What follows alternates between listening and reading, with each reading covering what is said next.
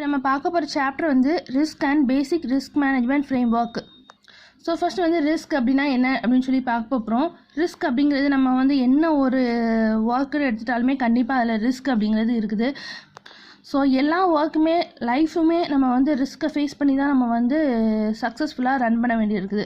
So இதில் வந்து இந்த ஒரு கம்பெனியோட ப்ராஃபிட்டோ லாஸோ அதோட நெட் கேஷ் இன்ஃப்ளோ கேஷ் அவுட்ஃப்ளோவை பொறுத்து தான் இருக்குது. கேஷ் அவுட்ஃப்ளோ அப்படிங்கிறது வந்து அவங்க நம்ம பர்ச்சேஸ் பண்ணுறது, நம்மளோட அட்மினிஸ்ட்ரேஷன், டிரான்ஸ்போர்ட்டேஷன் காஸ்ட், இது எல்லாத்துலேயுமே பொறுத்து தான் நமக்கு கேஷ் அவுட்ஃப்ளோ அப்படிங்கிறது அமையுது. ஸோ இது வந்து ஒரு பர்ச்சேஸ் ப்ரைஸை வந்து அன்சர்டினிட்டியாக இருக்கும். இன்றைக்கி ஒரு ரேட் கிடைக்கும், ஸோ நாளைக்கு மார்க்கெட்டில் ஒரு இன்னொரு ரேட் அதிகமாகலாம் இல்லைன்னா குறையலாம். ஸோ இன்னொன்று டிரான்ஸ்போர்ட்டில் நமக்கு சப்போஸ் ஒரு ஆக்சிடெண்ட்டில் நம்ம கொண்டு வந்து ஷிப் பண்ண எல்லா ப்ராடக்ட்ஸுமே என்ன பண்ணிடலாம், லாஸ் ஆகிடலாம். ஸோ டிரான்ஸ்போர்ட்டேஷனில் நமக்கு ஒரு ப்ராப்ளம் இருக்குது. இல்லைனா நம்ம அப்பாயின்ட் பண்ணியிருக்க எம்ப்ளாயீஸ் வந்து ஃப்ராட் பண்ணிடலாம். ஸோ இந்த சேல்ஸ் வால்யூம், அதாவது சேல்ஸ் ப்ரைஸ் வந்து குறையிறது இல்லைனா பர்ச்சேஸ் ப்ரைஸ் வந்து அதிகரிக்கிறது, இது எல்லாமே கொஞ்சம் நமக்கு வந்து ப்ராஃபிட் வந்து கம்மியாக தான் இருக்கும். ஸோ இது வந்து நம்மளோட அன்சர்டனிட்டிஸ் வந்து சேல்ஸோட volume, sales price, purchase price, அப்புறம் அட்மினிஸ்ட்ரேஷன் அண்ட் டிரான்ஸ்போர்ட்டேஷன் எக்ஸ்பென்சஸ், இது எல்லாத்தையுமே பொறுத்து தான் இருக்குது. ஸோ இதனால் வந்து ட்ரேடிங் இன் ஷேர்ஸும் வந்து நம்ம வந்து இதில் அப்சர்வ் பண்ணியிருக்கோம். ஸோ நம்ம வந்து ஹையர் ரிஸ்க்கை வந்து நம்ம குறைக்கிறப்போ தான் நம்ம வந்து ஒரு லோயர் ரிஸ்க் இருக்க மாதிரி தான் நம்ம பிஸ்னஸை ஸ்டார்ட் பண்ணணும். ஸோ எல்லாருமே விரும்புகிறது ஒரு ரிஸ்க் ஃப்ரீ இல்லைனா ஜீரோ ரிஸ்க் இன்வெஸ்ட்மெண்ட் அப்படிங்கிறது தான் நம்ம வந்து கண்டிப்பாக எல்லாருமே விரும்புகிறோம். ஸோ இதில் வந்து எந்த ஒரு வேரியேஷனுமே நெட் கேஷ் ஃப்ளோவில் இருக்காது. அடுத்ததாக பார்க்குறது linkages among risk, capital and return. So என்னென்ன கீ டெரிவேட்டிவ்ஸ்லாம் இந்த பிஸ்னஸ் மேனேஜ் பண்ணுறதுல இருக்குது அப்படிங்கிறதான் பார்க்க போகிறோம். இது வந்து ஒரு நல்ல ஒரு லிங்கேஜஸ் வந்து நம்மளோட கேபிட்டலும் ரிட்டனும் நல்லா ஒரு ஒன்று தொடர்புடையதாக காணப்படுது. ஸோ மேக்ஸிமம் லாஸ் ஆச்சு அப்படிங்கிறப்போ நம்ம வந்து பேங்க்ரப்சி ஆகிறதுக்கு சான்சஸ் இருக்குது. ஸோ இந்த ரிஸ்க்கு, கேபிட்டல், ரிட்டர்ன் எல்லாமே ஒன்றோட ஒன்று தொடர்புடையது தான். ஸோ இந்த லிங்கேஜ் ஒன்றோட தொடர்பு வந்து நம்ம எல்லாத்தையுமே ரிலேட் பண்ணி தான் நம்ம வந்து பிஸ்னஸை ஸ்டார்ட் பண்ணணும். ஸோ நான் வந்து கேபிட்டல் மட்டும் போட்டேன், ஸோ அதனால் என்னோடய பிஸ்னஸ் நல்ல கேபிட்டல் வச்சுருக்கேன், ஸோ நல்ல பிஸ்னஸ் சக்ஸஸ் ஆகும் அப்படிங்கிற ஒரு மெத்தடில் நம்ம வந்து இருக்கக்கூடாது. ஸோ அதில் என்னென்ன ரிஸ்க்லாம் இருக்குது, என்னென்ன ரிட்டர்ன் கிடைக்கிறதுக்கு சான்சஸ் எப்படி இருக்குது, லாஸ் ஆகிறதுக்கு சான்சஸ் இருக்கா, எல்லாத்தையுமே நம்ம அனலைஸ் பண்ணி தான் அந்த பிஸ்னஸை வந்து ரன் பண்ணணும். அது மாத்திரம் இல்லை, இதில் வந்து ஒரு கீ டிரைவர் இந்த பிஸ்னஸ் மேனேஜ்மெண்ட்டில் யூஸ் பண்ணுறோம். அதை வந்து risk adjusted return on capital, RAROC அப்படின்னு சொல்கிறோம். ஸோ அடுத்ததான் why risk needs to be manage. எதுக்காக நம்ம ரிஸ்க்கை மேனேஜ் பண்ணோம் அப்படின்னு பார்க்க போகிறோம். ஏன்னா நெட் கேஷ் ஃப்ளோ ஒரு பிஸ்னஸில் இருக்கிறப்போ இல்லைனா இன்வெஸ்ட்மெண்ட் அப்படிங்கிறது ரெண்டுலேயுமே நமக்கு வந்து ரிஸ்க் வரதுக்கு சான்சஸ் இருக்குது. இது வந்து ஒன்று நமக்கு ஃபேவரபுளாகவும் இருக்கலாம், இல்லை அன்ஃபேவரபுளாகவும் இருக்கலாம். ஸோ இந்த அன்ஃபேவரபிள் பொசிஷனை தான் நம்ம வந்து ரிஸ்க் அப்படின்னு சொல்லி சொல்கிறோம். ஸோ ஏன்னா லாபமும் இருக்குது, நஷ்டமும் இருக்குது. லாபமாக வந்தால் நம்ம வந்து நல்லா ஹாப்பியாக இருப்போம். இது லாஸ் ஆச்சு அப்படின்னா அது வந்து நம்ம ரிஸ்க் அப்படின்னு சொல்லி நம்ம நினைக்கிறோம். ஸோ இந்த அன்ஃபேவரபிள் சுச்சுவேஷன்ஸு நம்ம வந்து பிஸ்னஸ் தொடங்குறப்போ ஸோ இவ்வளோ லாபம் வரும் அப்படிங்கிறத மாத்திரம் நம்ம கணக்கில் எடுத்துக்கிடக்கூடாது. ஸோ ஓகே, இந்த இதில் ஃபெயிலியர் ஆச்சுன்னா இவ்வளோ லாஸ் வர்றதுக்கும் சான்சஸ் இருக்குது. ஸோ இப்படியெல்லாம் ஃபெயிலியர்ஸ் வர சான்சஸ் இருக்குது, அதையும் நம்ம வந்து மேனேஜ் பண்ணணும். ஸோ ஃபஸ்ட்டே நம்ம திங்க் பண்ணிட்டோன்னா அந்த இதை வந்து அந்த ரிஸ்க் வந்து நம்ம ஓவர் கம் பண்ணிக்கலாம்.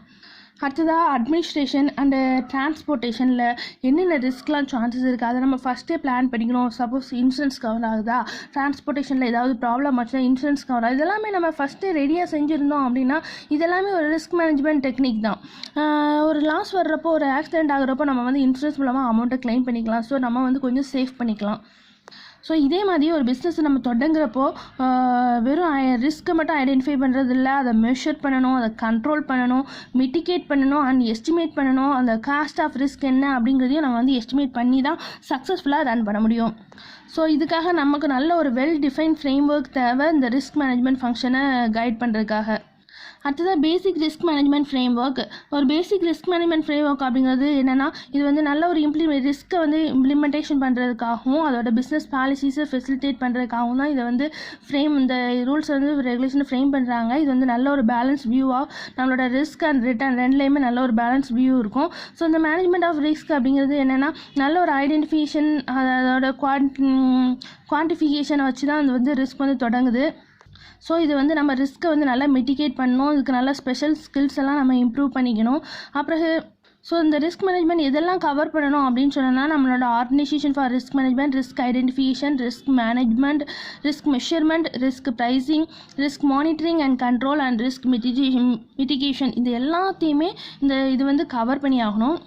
ஸோ இந்த organisation of the risk management அப்படிங்கிறப்போ அதில் வந்து board of directors, risk management committee of the board, committee of senior level executives, risk management support group, இவங்க எல்லாருமே இதில் இன்வால்வ் ஆகுங்க. அது மாத்திரம் இல்லை போர்ட் லெவல் சப் கமிட்டியும் இதில் வந்து ரிஸ்க் மேனேஜ்மெண்ட் கமிட்டியில் இருக்கிறாங்க.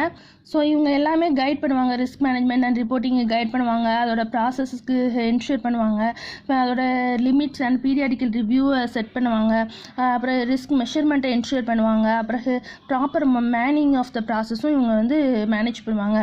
தென் ரிஸ்க் ஐடென்டிஃபிகேஷன். ஸோ அடுத்தது ரிஸ்க் வந்து என்ன ரீசனாக வந்துச்சு அப்படிங்கிறத நம்ம ஐடென்டிஃபை பண்ணோம். மெஜாரிட்டி ஆஃப் ரிஸ்க் என்னெல்லாம் லிக்விடிட்டி ரிஸ்க் இருக்குது, இன்ட்ரெஸ்ட் ரேட் ரிஸ்க் இருக்குது, மார்க்கெட் ரிஸ்க் இருக்குது, டிஃபால்ட் இல்லைனா கிரெடிட் ரிஸ்க் இருக்குது, ஆப்ரேஷனல் ரிஸ்க் இருக்குது. ஸோ நம்ம வந்து ஃபஸ்ட்டு ஒரு ரிஸ்க்னு வந்துட்டுனா என்ன ரிஸ்க் அப்படிங்கிறத ஐடென்டிஃபை பண்ணணும். அதோட ப்ராப்பர் ரூட் அண்டு என்ன ரீசனுங்கிற ப்ரொசீஜர் எல்லாமே நம்ம ஸ்க்ரீன் பண்ணிக்கணும்.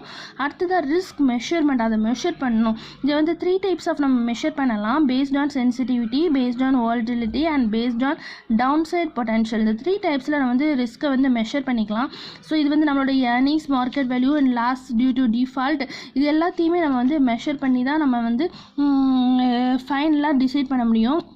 அடுத்ததாக பார்க்குறது ரிஸ்க் ப்ரைஸிங். ரிஸ்க் அப்படிங்கிறது வந்து 2 இம்பேக்ட் இது பண்ணோம். அதாவது ஒன்று கேபிட்டலையாவது மெயின்டைன் பண்ணிக்கணும், இல்லைனா அட்லீஸ்ட் வந்து ரெகுலேட்டரி ரெக்யூர்மெண்ட்ஸாவது இது பண்ணணும். இன்னொன்று வித்தவுட் காஸ்ட்டில் வந்து நம்ம வந்து தேவைப்படுது கேபிட்டல். அடுத்தது செகண்டாக நம்ம இன்னொன்று பார்க்க போனோம் அப்படின்னா இது வந்து ப்ராபபிலிட்டி ஆஃப் லாஸ். அந்த ரிஸ்கில் உள்ள எவ்வளோ ப்ராபபிலிட்டி ஆஃப் லாஸ் இருக்குது அதை வந்து நம்ம அனலைஸ் பண்ணுறது, அதோட அசோசியேட் ஆனது. ஸோ இந்த ப்ரைஸிங் அப்படிங்கிறது என்னெல்லாம் அக்கௌண்டிங்கில் வரும் அப்படின்னா cost of deployable funds, operating expenses, lost probabilities and capital charge, இது எல்லாமே இதில் வந்து இன்க்ளூட் ஆகும். அடுத்தது risk monitoring and control. So அடுத்ததாக வந்து இந்த ரிஸ்க்கை ஐடென்டிஃபை பண்ணியாச்சு, ப்ரைஸிங் பண்ணியாச்சு, மெஷர் பண்ணியாச்சு, தென் இதை வந்து மானிட்டர் பண்ணி கண்ட்ரோல் பண்ணணும். இது வந்து risk adjusted return on capital RAROC, அது மூலமாக வந்து பாசிபிலிட்டிஸ் இருக்குது.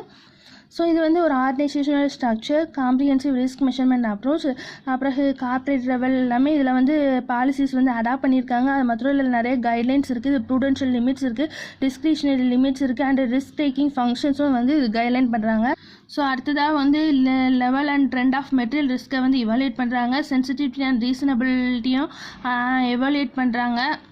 தென் ரிஸ்க் மிட்டிகேஷன், நம்ம வந்த ரிஸ்க்கை நீக்கிறதுக்கான வழியே என்ன அப்படின்னு சொல்லி பார்க்கணும். நிறைய ரிஸ்க் எலமெண்ட்ஸ் இருக்குது, ரிஸ்க்கை குறைக்கிறதுக்கான வழிகள் இருக்குது, அதை ஃபுல்லாகவே எலிமினேட் பண்ணுறதுக்கு இல்லைனா ரெடியூஸ் பண்ணுறதுக்குரிய சான்சஸ் என்ன, அதை அனலைஸ் பண்ணி நம்ம அதை வந்து இம்ப்ளிமெண்ட் பண்ணி ஆகணும். இம்மிடியேட்டாக அந்த ஸ்டெப்பை செஞ்சால் தான் நம்ம வந்து அந்த லாஸ்லேருந்து ரெக்கவர் ஆக முடியும். ஸோ இல்லைனா இன்னும் லாஸ் ஆகி ஃபுல்லாக பேங்க்ரப்டசி ஆகிறதுக்கு சான்சஸ் இருக்குது.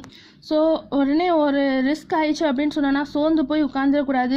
தென் நெக்ஸ்ட் ஸ்டெப்ஸ் என்ன ஃபினான்ஷியல் இன்ஸ்ட்ருமெண்ட்ஸ் யூஸ் பண்ணலாம், என்ன டெக்னிக்ஸ்லாம் யூஸ் பண்ணலாம், எங்கே இந்த லீக்கேஜ் ஆச்சு, ஈக்விட்டி ப்ரைஸில் சேஞ்ச் பண்ணலாமா, இல்லைனா ஈக்விட்டி ஆப்ஷன்ஸில் சேஞ்ச் பண்ணலாமா, ஃபியூச்சர்ஸா ஆப்ஷன்ஸா எங்கே அப்படின்னு சொல்லி நம்ம ஃபைண்ட் பண்ணி அதை மிட்டிகேட் பண்ணுறோம். உடனே இந்த ரிஸ்க் மிட்டிகேஷன் வந்து through diversification and portfolio risk மூலமாகவும் செய்யலாம். ஸோ சேம் நம்மளோட ஃபண்ட்ஸை வந்து டைவர்சிஃபை பண்ணி வேறு சம் ஒர்க்ஸ்லேயே நம்ம இன்வெஸ்ட் பண்ணலாம். ஒரே இதில் இன்வெஸ்ட் பண்ணி ஃபுல்லாக லாஸ் ஆகிறதுக்கு 2-3 இன்வெஸ்ட் பண்ணோன்னா ஒன்று லாஸ் ஆச்சுனாலும் இன்னொன்று வந்து நமக்கு ப்ராஃபிட் கொடுக்கும். ஸோ அப்படி வந்து டைவர்சிஃபை பண்ணி இன்வெஸ்ட்மெண்ட் பண்ணணும். ஸோ இதை ப்ராப்பராக ஃபாலோ பண்ணோம் அப்படின்னா நம்ம ரிஸ்க்கை வந்து கண்டிப்பாக ஓவர் கம் பண்ணி நல்ல ஒரு பிஸ்னஸை வந்து சக்ஸஸ்ஃபுல்லாக கொண்டு வரலாம்.